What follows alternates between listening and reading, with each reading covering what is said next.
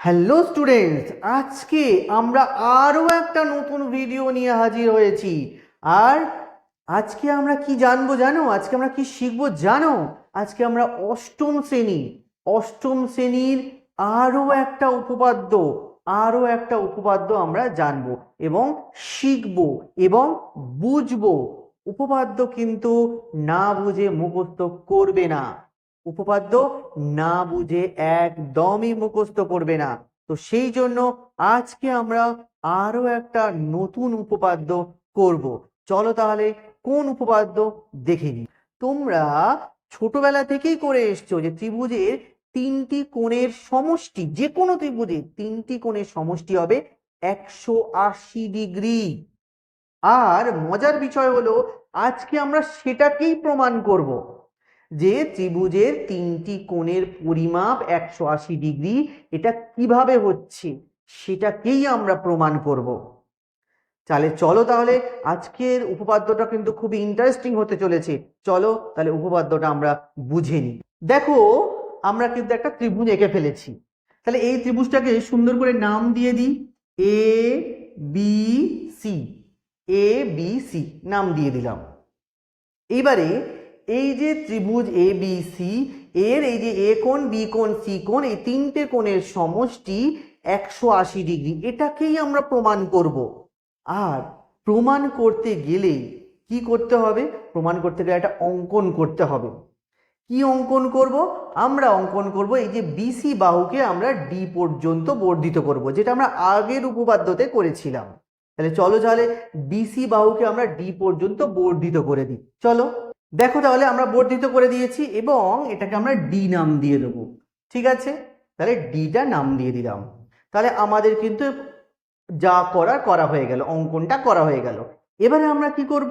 এবারে আমরা প্রমাণটা করব, আসল জিনিসটা প্রমাণটা করব। তাহলে দেখো প্রমাণটা আমি কিভাবে করি, দেখো প্রমাণ। দেখো, আমরা একটু আগে 7 নম্বর উপপাদ্য, এখন তো আমরা 8 নম্বর উপপাদ্য করছি। 7 নম্বর উপপাদ্যতে দেখো কি বলা আছে। 7 নম্বর উপপাদ্যতে বলেছিলাম যে কোনো ত্রিভুজের যদি একটা বাহুকে বর্ধিত করে দেওয়া যায় এবং যে বহিস্থ কোণটা উৎপন্ন হবে সেটা অন্তস্থ বিপরীত কোণদ্বয়ের সমষ্টির যোগফলের সমান হবে। এটাই তো আমরা করেছিলাম। তাহলে এখানে সেই থিওরিটা কাজে লাগাবো, উপপাদ্য 7টাকে আমরা কাজে লাগাবো। তাহলে দেখো দেখো আমরা এই যে একটা বহিস্থ কোণ পেয়ে গেছি। এই বহিস্থ কোণটা কি হবে?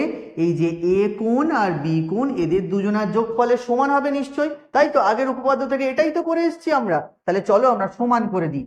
কোণ A C D equal to BAC, কোণ বিএসি প্লাস কোণ এবিসি। কি এটাই তো লিখেছি। দেখো এই যে বহিস্থ কোণ, এই যে বহিস্থ কোণটা অন্তস্থ বিপরীত কোণদ্বয়ের যোগফলের সমান। বহিস্থ কোণটা অন্তস্থ বিপরীত কোণদ্বয়ের যোগফলের সমান। এটা আমরা আগের উপপাদ্য থেকে পেয়েছি এবং সেটাই লিখে দিলাম। তাহলে নেক্সট স্টেপে আমরা কি করব? কোণ এসিবি কে যোগ করে দেবো বোথ সাইড। চলো তাহলে এসিবিটাকে আমরা বোথ সাইড যোগ করে দিই। চলো দেখো, তাহলে দেখো BAC plus ABC plus ACB equal to কোণ এসিডি প্লাস কোণ এসিবি। দেখো কোণ এসিবি কে কিন্তু আমি বোথ সাইড যোগ করে দিয়েছি। এখানে এসিবি যোগ করেছি, ওখানেও কিন্তু এসিবিটাকে আমি যোগ করে দিয়েছি। ঠিক আছে, আশা করি বুঝতে পেরেছো। তাহলে এর পরের স্টেপ কি করি দেখো। দেখো এসিডি আর এসিবি ভালো করে খেয়াল করো। এসিডি মানে এই কোণটাকে বোঝাচ্ছে, আর এসিবি মানে এই কোণটাকে বোঝাচ্ছে। তাহলে এদেরকে যদি আমরা যোগ করি, তাহলে আমি এই পুরো এই কোণটা পাবো। আচ্ছা বলো এটা কত ডিগ্রি? তাহলে এটা নিশ্চয়ই 180 ডিগ্রি, তাই তো? 180 ডিগ্রি তো। কেন 180 ডিগ্রি? কারণ দেখো বিডি সরলরেখার উপরে এসি দণ্ডায়মান। যদি হয় তাহলে দুটো কোণ কি হবে? দুটো কোণের সমষ্টি কত ডিগ্রি হবে? 180 ডিগ্রি হবে। তাহলে আমরা এই যে দুটো যোগফল আছে এই যোগফলের জায়গায় কত বসাবো? 180 ডিগ্রি। চলো তাহলে বসিয়ে দিই। BAC প্লাস ABC প্লাস কোণ ACB ইকুয়াল টু 180 ডিগ্রি। আর 180 ডিগ্রি মানে কত? 2 সমকোণ। তাহলে দেখো আমাদের কিন্তু প্রমাণটা হয়ে গেল। তাহলে আমাদের প্রমাণটা কিন্তু হয়ে গেল।